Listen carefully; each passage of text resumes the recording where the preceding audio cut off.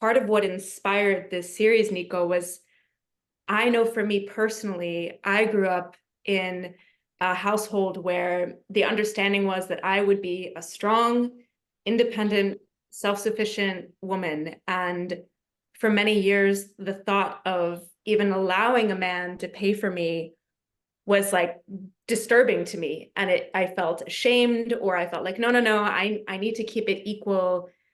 And I mean, there's so much behind this, but as I've learned to lean more into my feminine and really connected not to the social expectation, or like I am meant to be the traditional housewife or the helpless damsel who needs to be cared for, but on a deeper level, I'm like, it feels good to me when my man is providing for me, when I feel like I'm being taken care of and cherished. And it's not because I'm incompetent or I can't do it myself, but because it's actually part of what creates the polarity energetically.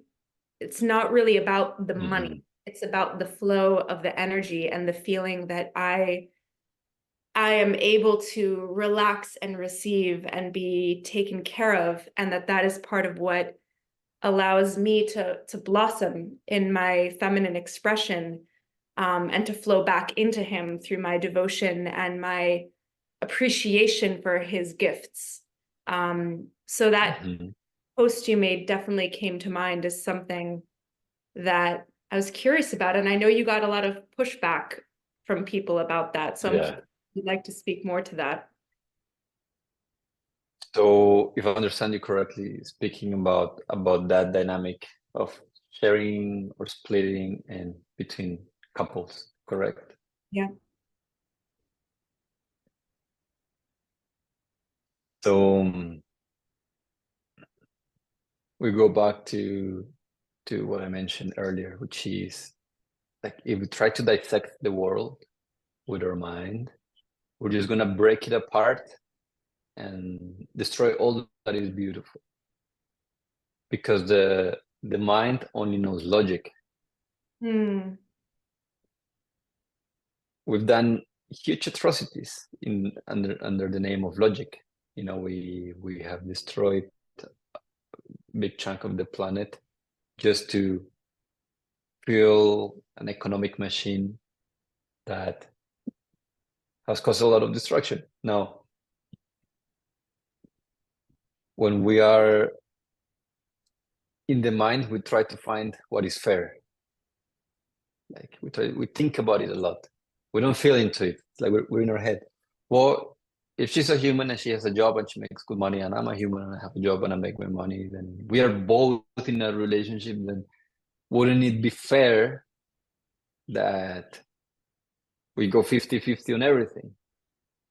Why does it have to be me that pays for the date? Why does it have to me? Why do I have to be the one that provides? This is the number one complaint.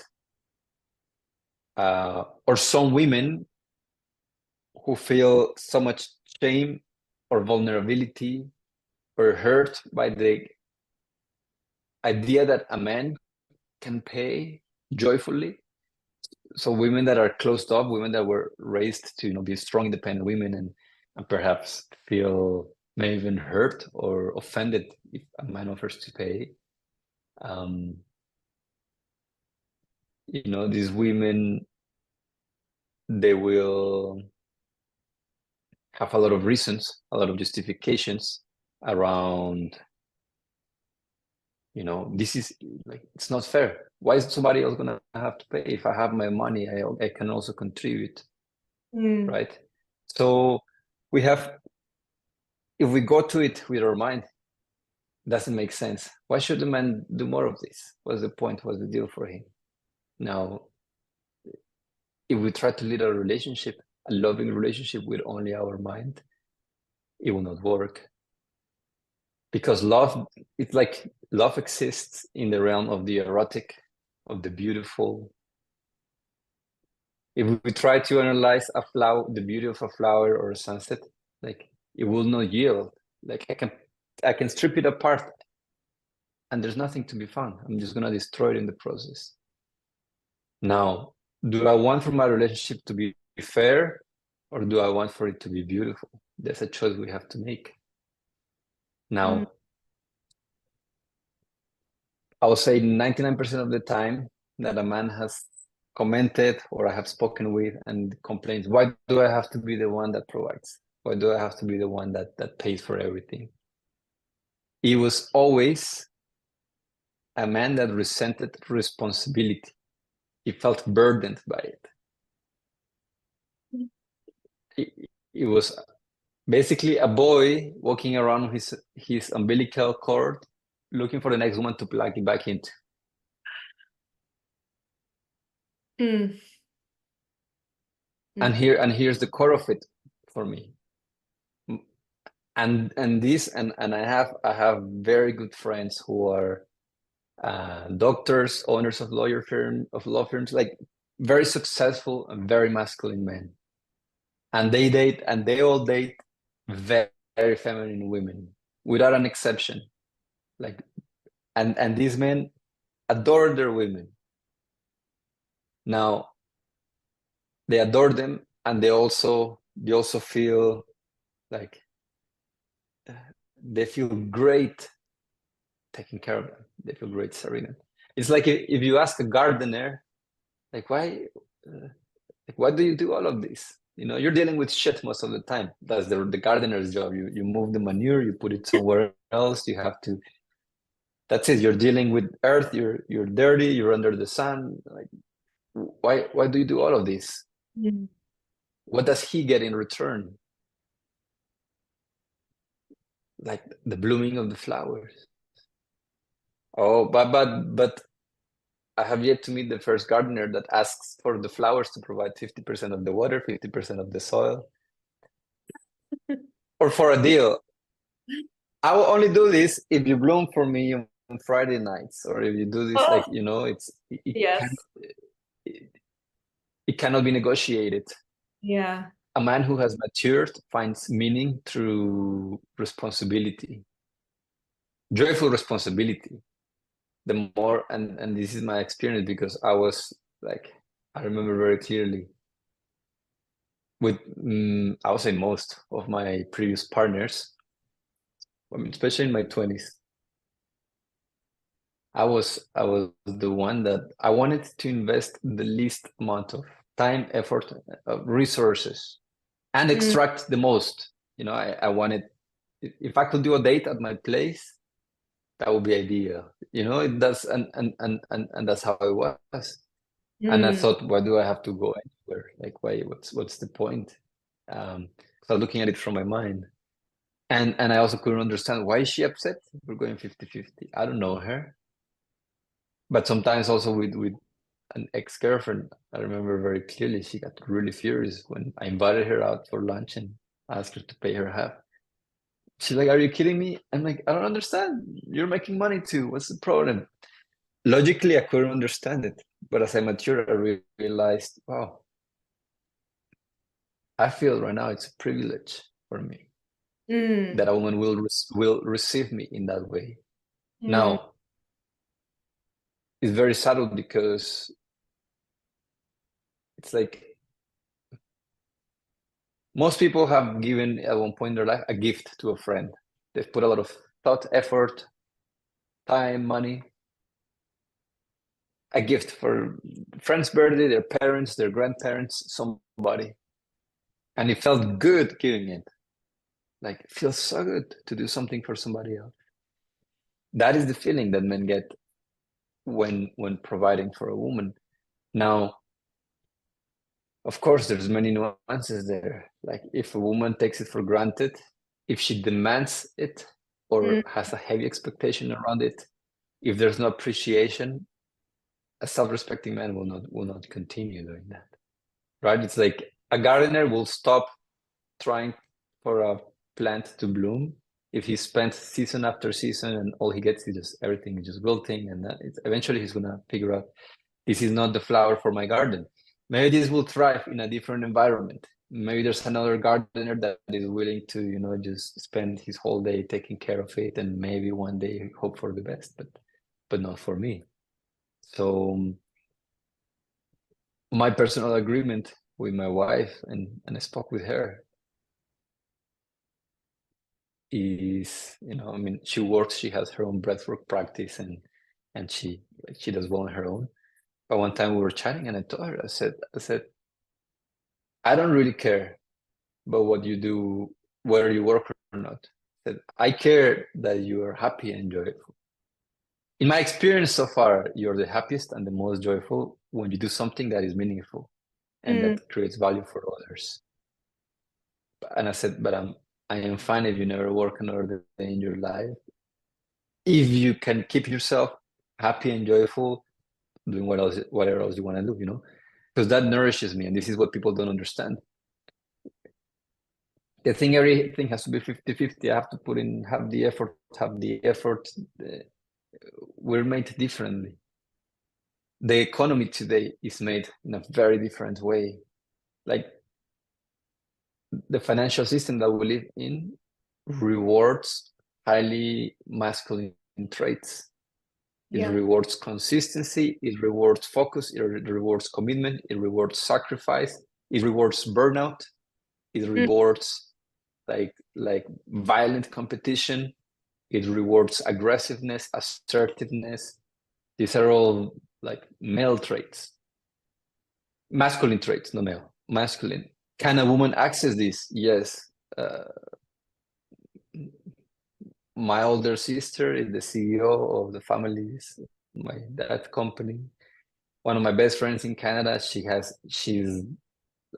just the best salesperson for a tech startup, like a very well-known tech startup. She got there last year, and then she kicked ass, literally. She woke up at 5 a.m. and worked, like, overworked, hustled way more than the most ambitious guys in her company. Can women tap into like very strong masculine energy? For sure, many women do. A lot of them do. Many of them way better than most men, actually. Now, it's not that women are incapable, but something is lost along the way.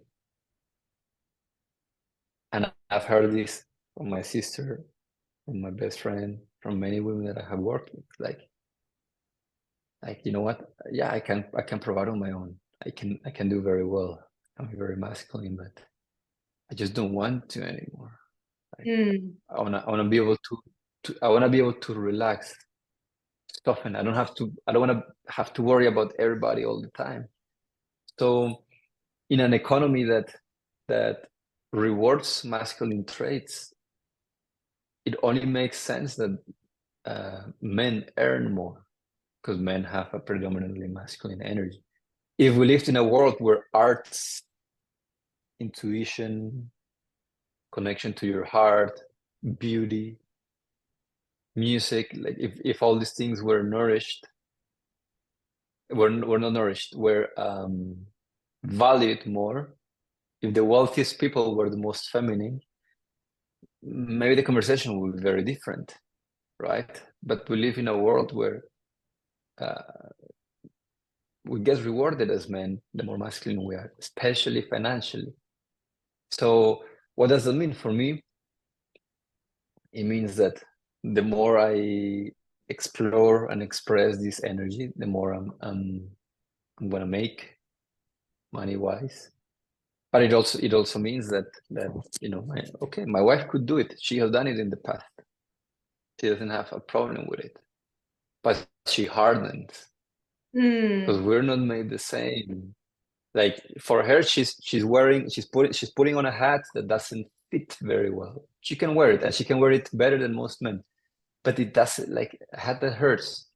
For me, is the perfect fit. So Yeah. And for me, the opposite is also very important. I once wrote, the masculine makes it possible, and the feminine makes it worth it. And this is just how I see it in my relationship, and in every healthy relationship. Before I met my wife, I was just overworking until burnout. I could work 10, 12-hour days, longer than that, 20 20, 30 days in a row until I was burning out. And sure, I made very good money, but I was living just to work. That was my escape, my way of coping, yeah. And then when I met my wife, suddenly we're out, and I'm thinking, I'm gonna grab lunch and then go back to work. We finish lunch, and she orders a cup of tea or a hot chocolate and a little dessert or a little cookie, and then she's like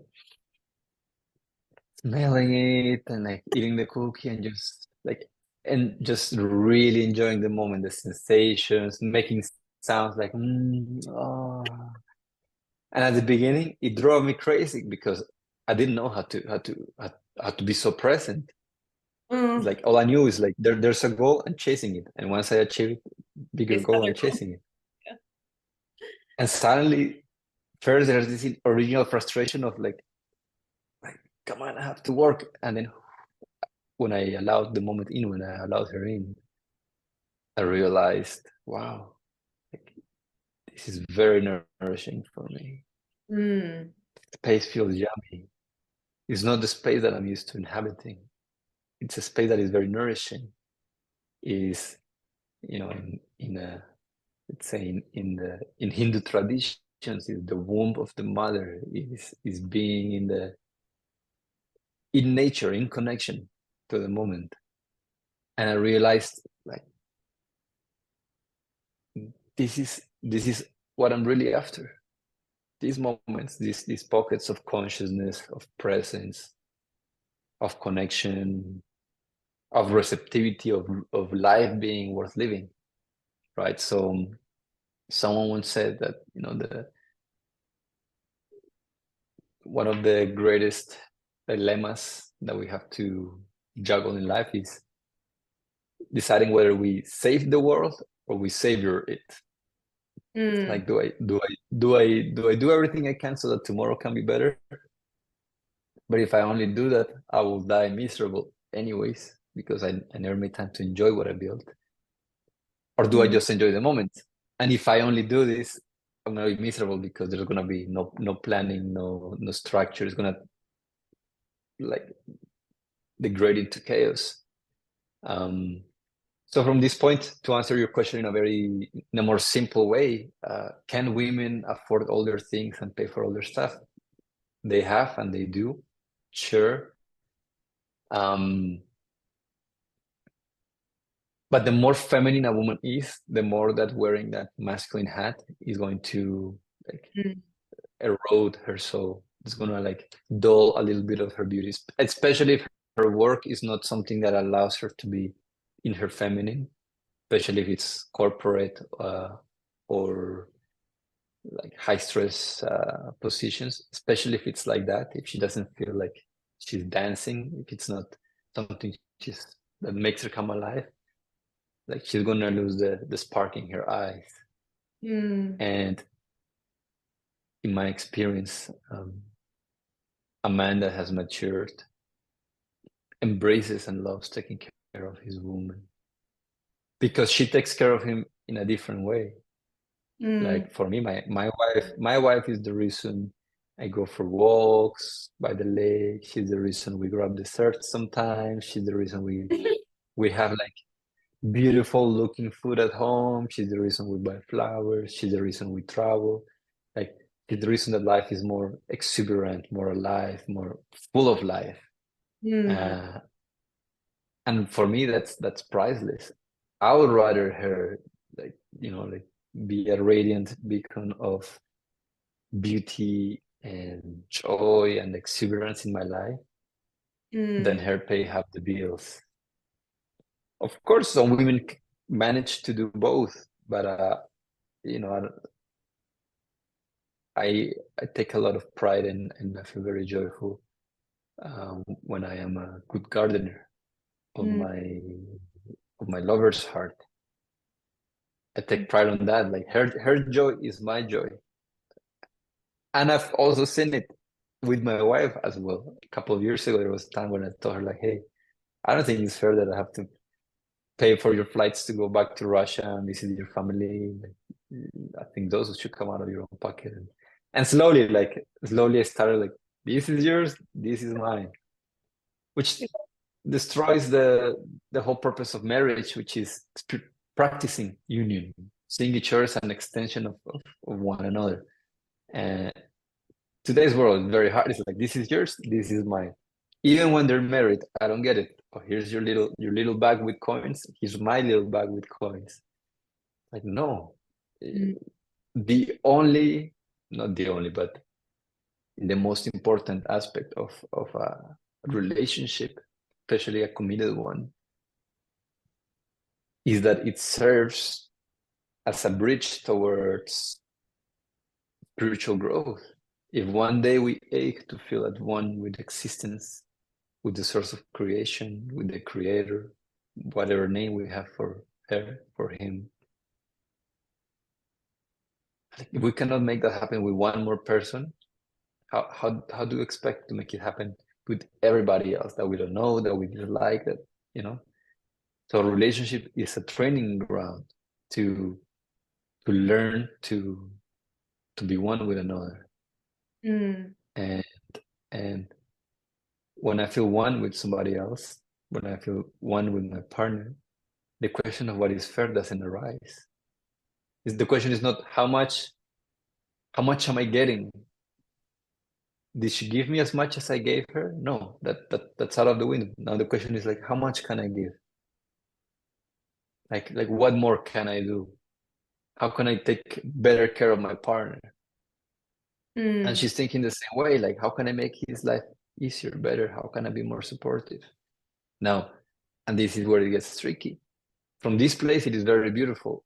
I try to take the best care of her, and I love it. And when she smiles and giggles and feels very joyful over a small gesture, it's like it melts my heart. I feel like, it just nourishes me so much. The same hand, sometimes I'm working all day, she brings like a nice juice, some fruits, gives me a hug, makes a face or something that just, it's like I'm in focus mode, and suddenly she's making me laugh and take a break and breathe, and like, and she's so generous with that as well. And also taking care of our home. Like, she has decided that she wants to create the meals, that she wants to be in charge of a few things. And it's beautiful like this. I feel so grateful that it's almost like indebted. Like I cannot believe I am with my partner. And because I cannot believe, it's like I want to do way more. I'm constantly thinking, how can I show up more for her? How can I make her life easier? How can I make her life better? And she's constantly thinking the same. And like, this is beautiful. Now, the problem is that, and a lot of many of the women that I have worked with, they have this. They go online and they read something about men being the providers. And in their heart, they feel, yes, that is how it feels right. That's how it should be. I want to be my feminine. There's a different energy that I don't have access to when I have to be on guard and taking care of things. And okay, and now they come into relationships demanding or with a harsh expectation. Then it all turns out. If I wake up tomorrow and I tell my wife, where's the breakfast? Why haven't you cleaned the toilets? Hey, I've been working for a while, like, please bring me some fruits. If there's like entitlement to her generosity, that's the day I lose it. She may bring me the fruits, she may clean, she may cook, she may give me a kiss, but now it's out of obligation. Like, it's out of love. If tomorrow she wakes up and she's like, hey, I don't know, hey, you need to pay for my flight, I'm going to this place. Hey, where's our vacation? We haven't traveled in 3 months. Like, or something like this, like being very demanding or having harsh expectation. When are you gonna take me on a date? Or something. Suddenly it turns ugly. Because she's robbing me of the benefit that I get. And for me, the benefit is in the giving, in that feeling of being generous, of caring for somebody I love, of caring properly for a woman I love. That is when I take care of her or take care of something for her, it's not that she says thank you and gives me a kiss and a hug that is my reward. No, my reward is the action itself. It's like, oh, I feel so good. I'm doing something nice for somebody that I really love. But if it's demanded or expected, suddenly I'm not getting anything out of that. So it's all lost. So on one hand, this I will suggest, for the women watching this to understand that there's a harmonious way in which you can be in your feminine, in which your partner can be in his masculine, and both of you can nourish each other with your greatest gifts and feel good doing so. But there's also a way in which we may become entitled to those gifts. And under the desire to have a masculine partner that shows up, or for women, or for men to have a feminine partner that supports them and makes their life brighter, we may become tyrants, like demanding. We may use one another.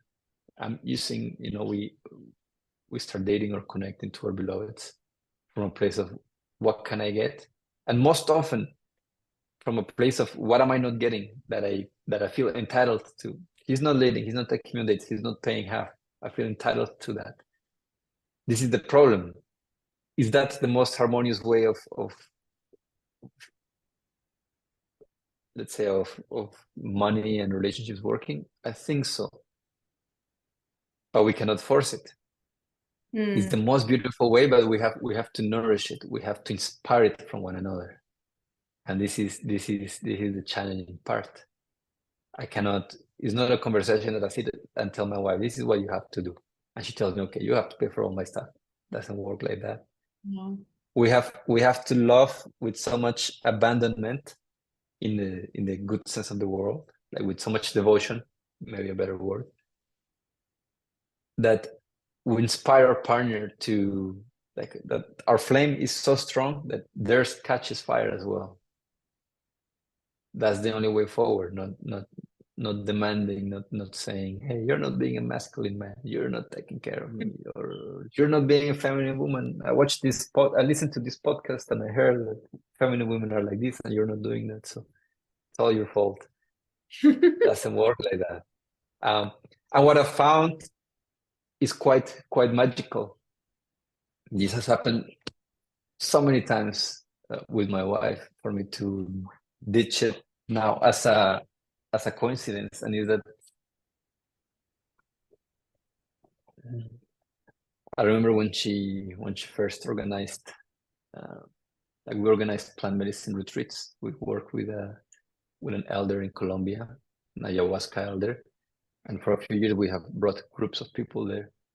The first time that she decided to organize them, like, we're chatting, and it was many years ago. And she came to me and she said, oh, I'm wondering how much to charge. There's this woman that is interested to come with her family. And I remember at that time, I used to charge like $3,000 per person for those retreats. And I'm like, I don't know, what do you think is worth? She's like, I don't know, maybe I'm gonna charge like $4,000 or $5,000. And in my mind, right away, I'm thinking, oh, you're charging too much. You don't have enough experience. You're not a coach. And I thought, I'm gonna shut up because this is my own projection, my own assumptions. And she left, and then she came back. She said, oh yeah, they said yes. Oh, how much did you charge? And she's like, yeah, finally, I charged 16 grand for like a couple of days together. And I'm thinking, like, wow.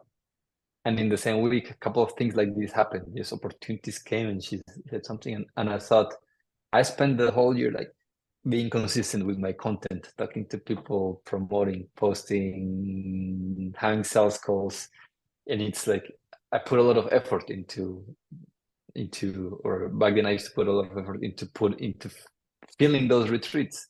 And suddenly she had an idea, and the next day somebody's messaging her to make it happen. And I'm thinking, how? Like, you're first I thought, oh, you're so lucky that this flow. But it's been the same through her breathwork career. When she's really connected to her feminine, life delivers. I told her you should train teachers.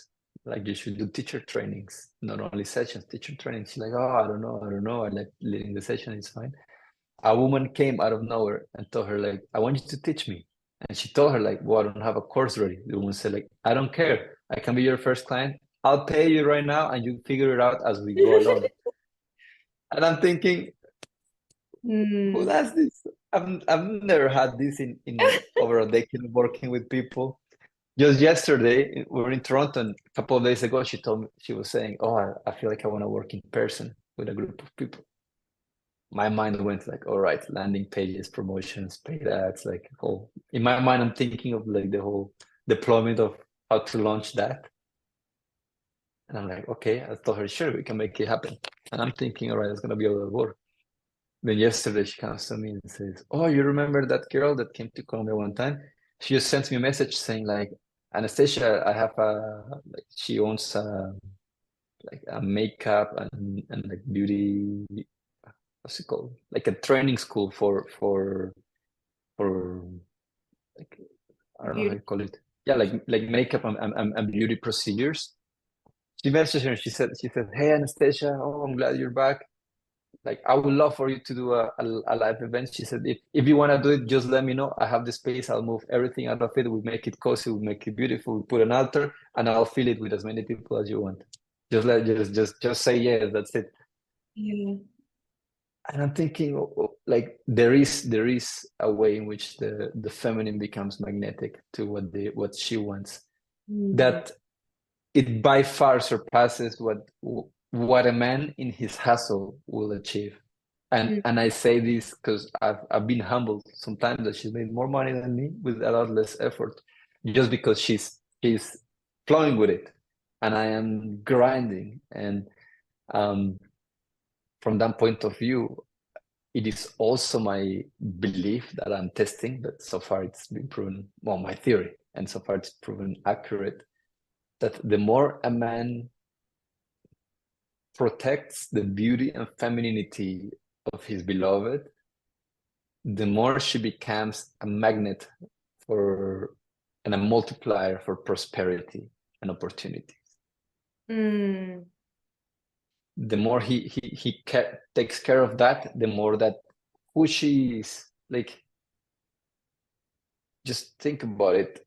Women can channel life into this world. They can create a whole human body inside of themselves and push it out in 9 months. Out of what? We give them one cell. We give one tiny cell. Yeah. Everything else it's magic. It's a miracle. You're eating your breakfast, your lunch, your dinner, and that is becoming a human being. Like, it's a miracle. It's literally taking something that is abstract, that is like ethereal, that is energetic, that is in the realm of possibility, and giving it a physical manifestation, a physical expression. Only women can do this to that degree. Now, if you can take a tiny little cell and make a human out of it in 9 months, like a little piece of paper, a little number on a bank account, that's nothing if a woman is connected to that. And yeah, I've found it over and over that when a woman is well taken care of, when a man owns with love his role as the provider, when he cherishes that, when he wants to be a gardener of his woman's heart, a gardener of his own home, because that's where he lives. That it's like the consequences of that are far greater than any other alternative. It's like I can look at the sunset And the more that I open myself up to it, the more beautiful my life is going to get. I'm going to cry if I really let it in. Like, it's going to bring me to tears. It may change my life just looking to a sunrise, to a sunset. How deeply it touches me is beyond what I may be aware of. I think it's the same with a woman. How deeply she can touch me at a soul level. How much beauty she can bring into my life. Mm. How much abundance can her being joyful and flowing and radiant can bring to her, to us. Like, on one hand we have this, and on the other hand it's like 50-50. Like, for me, that it's ridiculous, especially if you're a couple, if you're in a relationship. Like, seriously, you're not just like dipping your toes in water and no, if you're committed. The question is silly, isn't? What do you mean together or separate? Like, we're together. That's it. End of the deal. It's like, yeah, if our intention is to share our life, but we cannot share our wallets, then there's first some trust issues and some fears that if we don't resolve them, that's going to be the end of all of it. If I cannot, yeah, if I cannot treat my partner,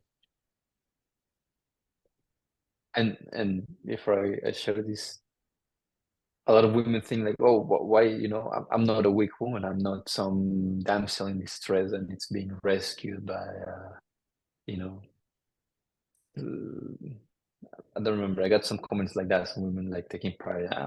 I don't need no man to pay for my bill. I can pay my part. I can even treat him and whatnot. There is,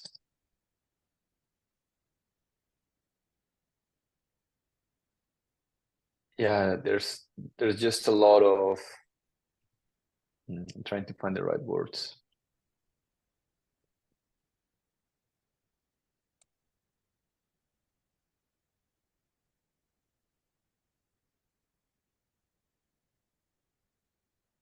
Yeah, a woman that it's operating from that place,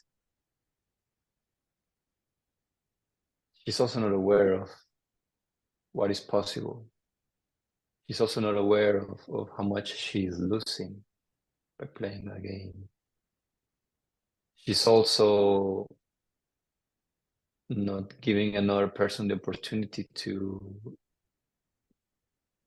care for her and enjoy it. In her fear, in her assumptions, in her shame, her projections, she finds that the safest way to exist is to be hyper independent. And this is the sad truth. There's so many women that they chased that dream. You know what? I'm gonna be hyper independent. I'm gonna do whatever I want. I'm gonna make my own money. I'm gonna build my career. I'm gonna have my own company. And they do. And then they arrive to a certain time in their life where hyper independence feels more like a curse than a gift.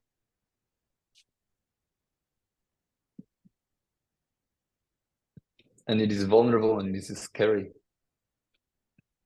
But, especially in a culture where men are used to not having to take responsibility for the women they date. Oh, it's just casual. Why am I going to pay for her? It's just a date. At the very least, who should pay for the date? Whoever had the idea to go on a date. Which is usually the man. Like, if it's the first date, whose idea was it? The guy. All right, there you go. But beyond that, it's vulnerable because it means raising the standards. Like, for a woman, it means learning to say no to half-assed involvement from a man. For a woman, it means recognizing that if a man is not open to share his resources with her, he's not going to share his life or his heart. if he's not treating her as an extension of him on things that are simple and that don't cost much, he's not going to have that thoughtfulness when it comes to bigger things. He's not going to be so inclusive. Mm. I feel like I've gone on a bit of a rant there, but Yeah. I say this having been like when I was in my early 20s or late teens, my girlfriends used to pay for me. I used to date older women that I didn't know there was a term for that. Later on, I found out. Like it seems I had a sugar mama when I was 17, but I didn't know. And I dated a few women who will just spoil me, buy me stuff and like expensive gifts and take me to fancy restaurants and not let me pay. And I thought this is great. Mm. But those relationships, I always ended up living for somebody else that was more feminine, where I had Mm. like to put a little bit more effort. And with my wife, she had very high standards when it comes to this. Probably culturally, like part of that, her culture. She's Russian. But at the beginning, there were moments when I'm like, oh, like, you pay that. And she would just give me a look. And Mm. then the look will mean we're having a conversation about this. And in the conversation, I'm trying to impose the stuff I've learned in Canada. She's also trying to share with me like how she sees it. And after a lot of back and forth, what I realized is, wow, actually, it's so simple. It's so small. She's really not asking for me to pay 20, 30, $100. That's not what she's asking me for. That's not what she wants. She can make the money faster than I can, probably. What she's asking me and what she wants to know is, are you including me in your life? Mm. Are you treating me like an extension of you? Mm. And if so, do you love yourself so much to also love me with the same care? That is all shit. That is the grief when guys are stingy. Mm. Yeah. Ugh, that resonates so deeply, Nico. And I actually feel called to share a story from my own life of that. Mhm. And part of what that's illuminated for me. You're talking about exploring in partnership, like this idea of moving beyond yourself and seeing the other person as an extension of you.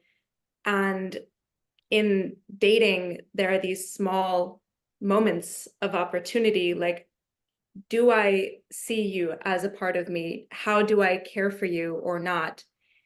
And there was one time when I was dating this man, and we were going to go to an event together that was kind of far out of the city. And the plan was, we're going to wake up and we're going to get the public transit, like get the metro and take that to where we needed to go. But when we woke up, it was raining like crazy, like really intensely raining, not pleasant to go outside.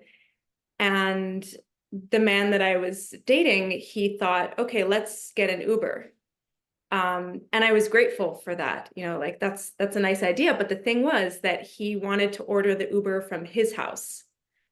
And I live like a couple of miles away from him, and I could get myself an Uber, or usually I would walk or bike, but the weather was horrible and public transit would have taken too long. And he didn't think of me.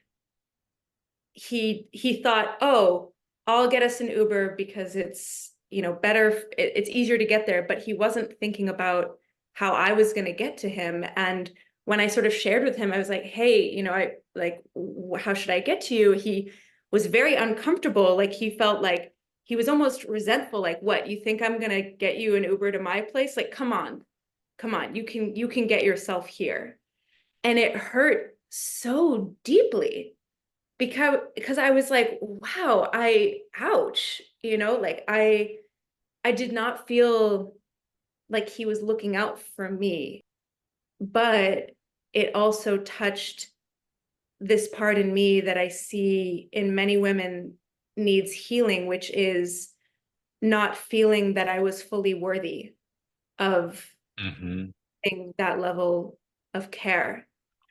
Because when he responded and he kind of laughed at me and was sort of irritable with me about it, there's a part of me that was like, oh no, like I'm asking for too much. You know, he's already paying for Uber. Like, why should he have to pay for me to get to him? Even though like that feminine aspect of me would be like, oh, like that would feel so lovely to just walk out the door, get in a car and be taken care of.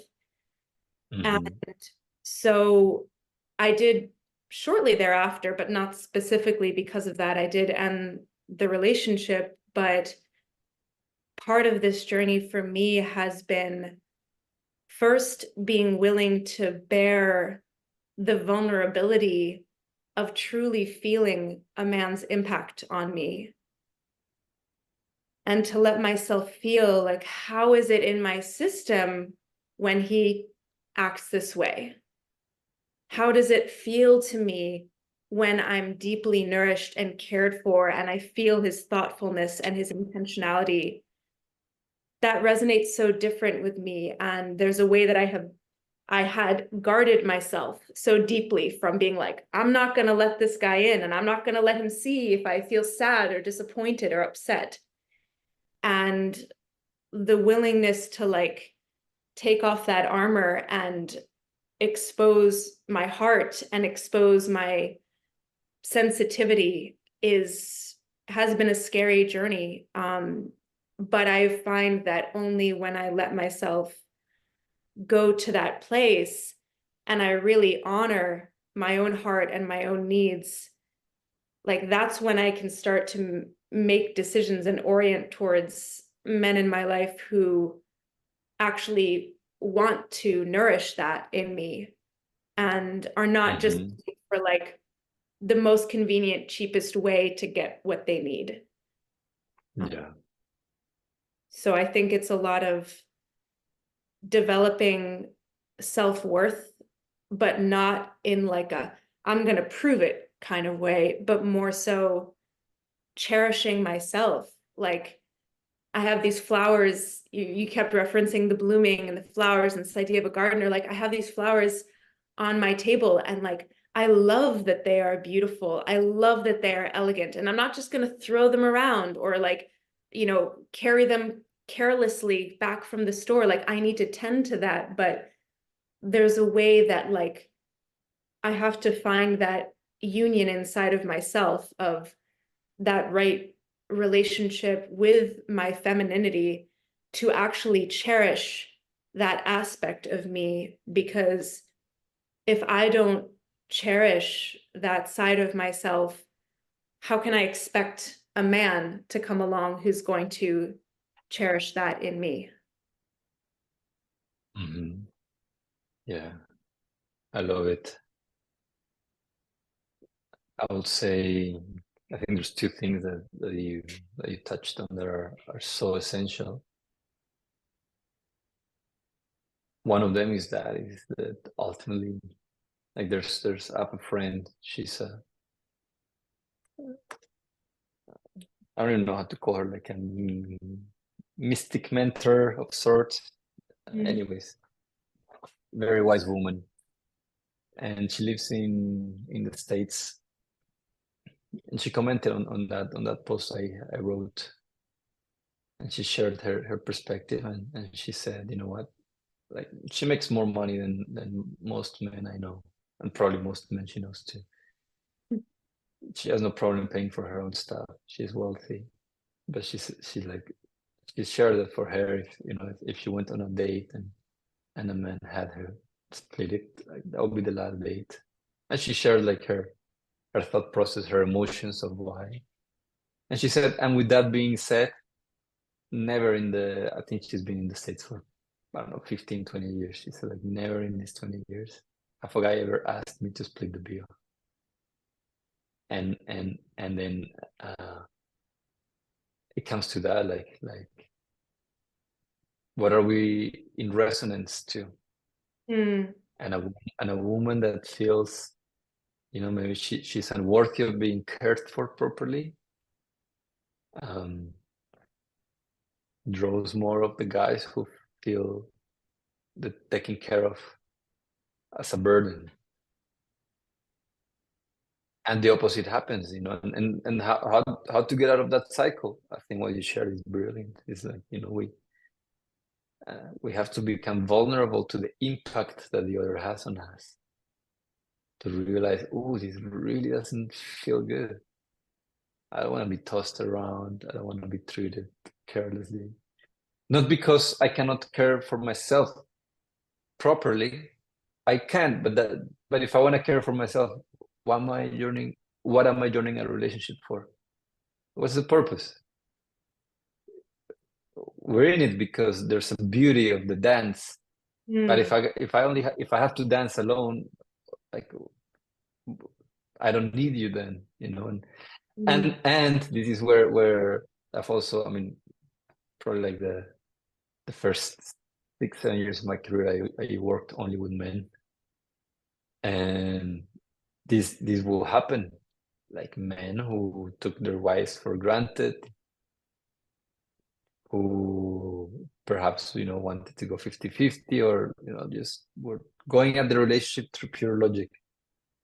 Suddenly their wife is divorcing them because she fell in love with her yoga teacher, with somebody that had a bit more inclusiveness in them, somebody that made them feel more like a woman. And they're wondering, but why? I gave her everything. It's like, no, like you were stingy with your resources, attention, and your time being the ones that men are the most stingy with. Yeah, it's, and ultimately the work has to start with us. I can come with entitlement into my relationship. I can show up in an entitled way when it comes to money. I did for the first few years coaching. Why can't people see how great my stuff is? How much I know? I'm better than that guy. Why is that guy making more money? Like entitlement, you know? Like, no, there's something I don't know. There's something I don't understand. There's something I haven't learned yet. Yeah. Otherwise, there's value people cannot see, and that's my responsibility. If I'm not making the money that I wish I was making, it's also my responsibility. Where am I at? Can I handle it? You know, and I used to own a tattoo studio back in my 20s. I used to work at a tattoo shop first, and then I opened my own studio. And I went very quickly from making like $2,500 to $3,000 a month, which at that time I thought it was the most I had done in my life. I thought, wow, I'm balling. Making that to making 40 or 50,000 a month consistently. And at the beginning, it almost killed me because I was not ready to handle it. I started partying, drinking, taking drugs, like just degrading, because money multiplies choice and it accelerates things because we have more choice, so we make more choices, we make decisions. When we don't have enough money, we don't have enough power behind the choices we want to make, so we don't make them. But with money, there's more choice, we make them faster, and that is a huge gift if you're in a good place.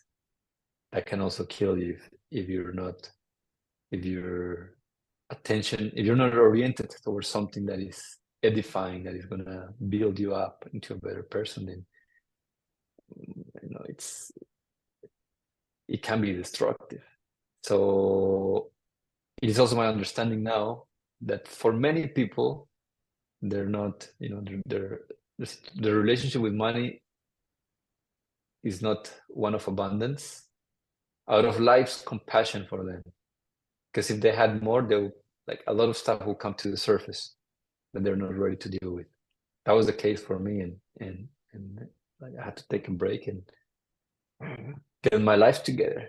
That's when I went to Colombia, lived with some shamans in the jungle and the forests, and realized how big of a mess I was, that I didn't know before, because before I'm just trying to make money to pay rent. And I am busy. I have a goal, but once that's taken care of, I don't have to worry anymore. Suddenly the essential questions come up. This is also something that I've seen happening in the partners of some of my male friends. Suddenly they meet a guy that is willing to care for them. Suddenly they don't have to like anxiously rush and work and do everything they were doing to survive first. And for some of them, this is also overwhelming, because they realize there's an underlying anxiety, depression, underlying confusion. I don't know what to do with my life. I don't know what I'm here for. I don't know if it's worth living. All of this bubbles up. So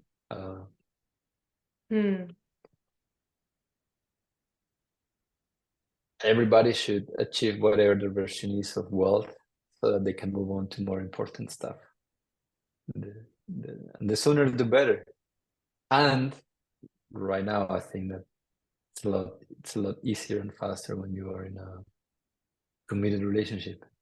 Actually, I read this statistic recently, and I thought it was brilliant and funny. And anyways, so married men make on average, I forgot the numbers, but they're way more wealthy than single men, or than men that are just dating. A married man is way wealthier than a single man, or a man who's in like just dating or just in a relationship, regardless of whether he is happy or not in his marriage. They tested that. Is it happy married men that are more wealthy? No. Unhappy married men also make more money than uh, so if I don't know your audience or who this is going to, but if there's men watching this and thinking, I don't want to pay half, like I don't want to commit in that way. It's a good investment. Getting married, committing, just gets your life straight, gets it in order. Anyways. Yeah, I love that. And we'll wrap up soon to honor your time as well as mine. But I do think, I've dabbled in a lot of different communities, and certainly in the kind of creative scene in New York and in some of the conscious sexuality scenes that I've been part of, there's a lot of open relationships and polyamory. And I'm actually at the point where I've realized that I want a committed devotional marriage. I don't want it to be open, but I'm curious, I have my own process behind how that came to be for me. But for people watching this, Nico, what would you say for a man, for example, is the value of having that, like, we're married, this is my person, this is my woman, I'm committed and I'm in it. What changes that? And that may be around finances, but it could be otherwise. Yeah. So first, I feel it could be for my wife, and for close to a decade, I only had open relationships or casual relationships. So for a big chunk of my 20s, I was always dating anywhere from 3 to 7 women at a time, and they knew about it. And it was a lot of scheduling. It was a lot of remembering names. calendars. I'm sorry, Joanne. It was I don't know how I did it. Too much free time. But it was like, because I thought this is what works best, and I was certain that everybody that I looked at that was married was grumpy, unhappy, miserable, regretted it to a large degree, was forced into it, rushed in. At the time, I didn't know any happy couples, so I thought, you know what? Why make one woman miserable when I can make so many happy? That was my motto, and I was convinced that works best. So much that, I mean, I spoke in the States, in South America, in Europe, at different conferences for men, And I was the guy like teaching men how to have an open relationship, how to open it up, how to have threesomes, how to like have a more varied sexual life. So when I share this and when I am like pro marriage, um, it's not like I'm not going off conservative values. I was anything but conservative in most of my life actually, and I explored the edges of like the other side of that, which was very promiscuous, very open, very flexible, and I was sure that this is more fun, this is more sustainable, etc. There was a whole rhetoric around it. So what changed and what's the difference or the benefit? So there's so many things, but first was that casual relationships for me, I thought, are a space where I can be more free. You know, we don't have heavy expectations, demands. There's no quote unquote no jealousy, although there's usually more in open agreements. I felt I could be more free. And for me, freedom was important. And I thought, you know, I'm free to choose who I'm with. I'm free to, you know, if I don't like this person, maybe I move on. And then I realized that actually I was acting out of compulsion, sexual compulsion. Like I was really maybe attached is the word, or addicted to being in the company of women, to having sex with women, to being in that kind of space. And I realized that I was enslaved to that, to my desires, to my sexual impulses. I realized I was not free. I was all those years I was enslaved to them. I could not think or act outside of them. So much that it consumed my whole time. So much that if I had some free time, it's like, can I date somebody else? Can I meet somebody else? So I was constantly on dating apps, going out, partying, being social. It was a fixation. I was a slave of that. So the first thing for me was in marriage. Some people think that when you commit to one person, suddenly you lost your freedom. But actually you find it. The greatest freedom is in being choiceless. If you have too much choice, that will consume you. If you make yourself choiceless, that is freeing. You don't have to think about it ever again. So being in a marriage, that's one thing. I don't have to worry and wonder and look around and I think is this good enough? No. So it allowed me to be free from that those mental loops around new partners or constantly comparing, which is is the worst. We are happy with somebody, but somebody cuter, taller, nicer, kinder, wealthier, sexier, whatever our metric is, comes, and then we start comparing them against each other. So number one, that I feel there's more freedom in commitment, especially freedom from compulsions that we may have romanticized, because to a large degree, in many of the conscious sexuality circles, is just well-worded promiscuity, well-worded addiction. You know, just let's put sacred at the beginning of it, and let's justify our promiscuity and see it as a virtue. I don't judge it. I feel that every person should do what makes the most sense to them.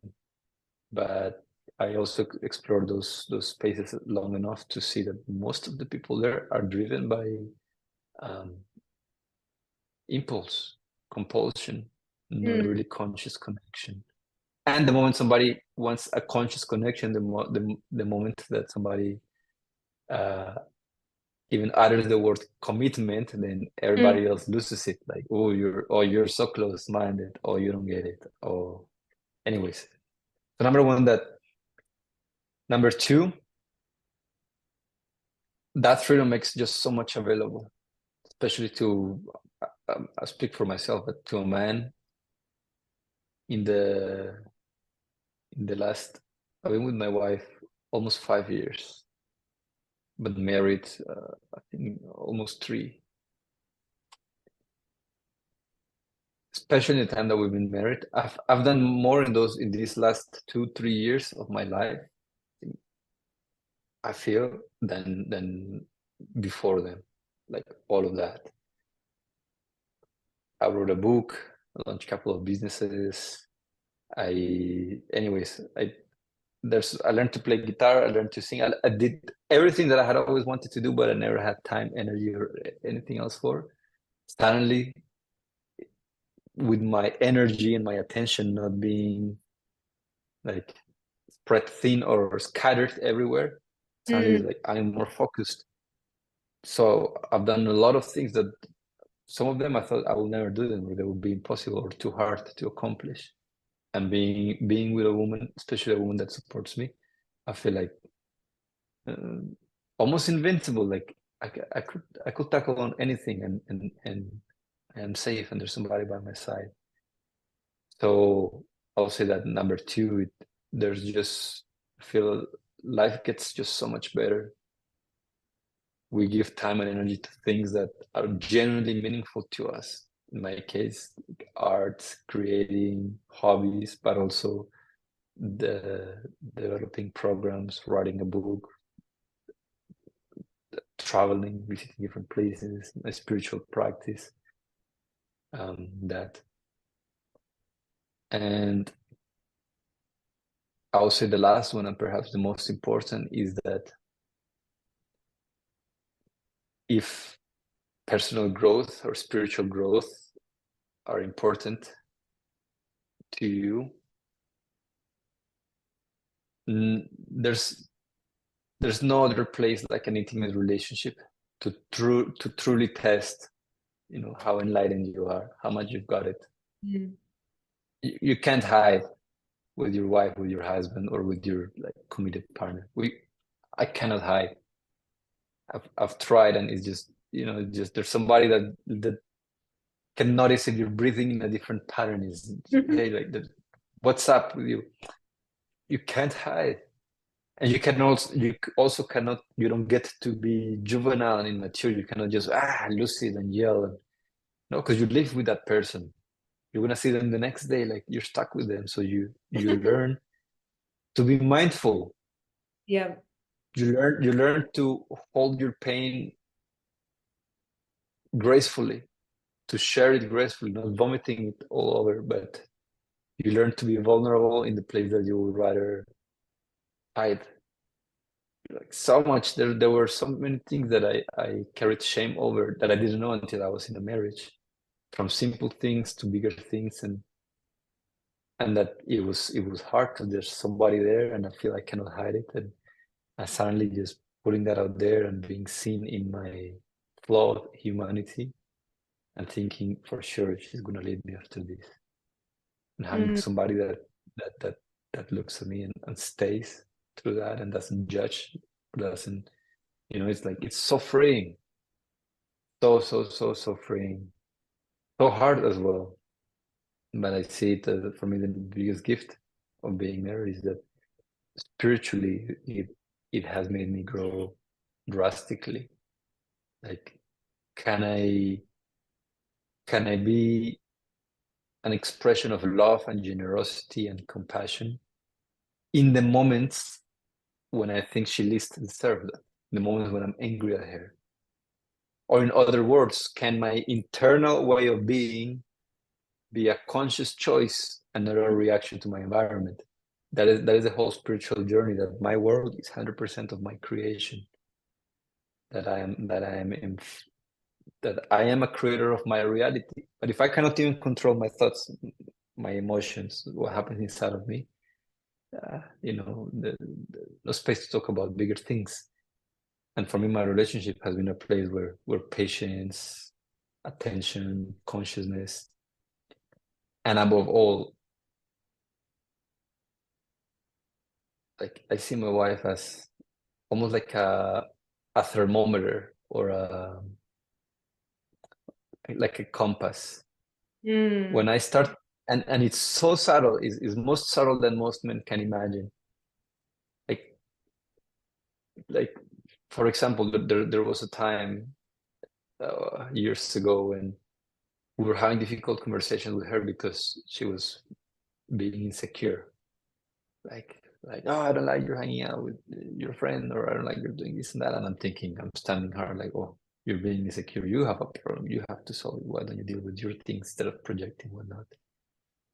And I remember I sat, I'm not sure if it was, yeah, like I was doing my own process one morning and sitting in a meditative state. When I started feeling that, which I was judging like that ugly, the ugly monster of insecurity and jealousy. And then the question came to me like, but is there truth to it? And I thought, no, like I'm not cheating. And like, but is there truth to it? And then it forced me to really evaluate myself. And I Mm. started saying, whoa, not that, but I've been thinking about this. I've been like using these kind of words, like subtle flirtation. Like my energy was leaking. It was sure I had not crossed the hard line, but there were like subtle ways in which it was scattered. Mm. And the thought came to me, like, what if I get this like sorted out? What if I deal with my nonsense before I ask her to stop being a certain way? And what happened was like I did not work around that. I didn't have to tell her anything. Suddenly she stopped caring about me hanging out with other people or whatnot. So and it's like that when I go off center, Mm. immediately there's like she reflects something to me. So she is like a women when they're in a relationship, they become almost like oracles where for me at least, I can see how in alignment I am with who I truly am, given how my wife is in the moment. And I know when I'm a mess inside, I get a lot of that, and it's your fault, your fault, your fault. And for sure, like I'm not taking responsibility away from her and her own work, but I found that, yeah, like you cannot hide anything from your Mm. partner. Not if they love you, then they're in there with you and they feel you, and I think that's the greatest gift that you are forced to live a life more consciously, free from shame, free from fear. Mm. I think just that alone makes it worth it. Mm. Thank you so much. Thank you for sharing so much with me. There were many moments when, like, I felt things to share as well with you, and in a few moments I did, but I was mostly just really taking in and receiving so much wisdom and kind of gracious, grounded clarity that you were bringing through. So thank you. Thank you, Lindsay. Yeah, it was a great conversation. Appreciate your invitation.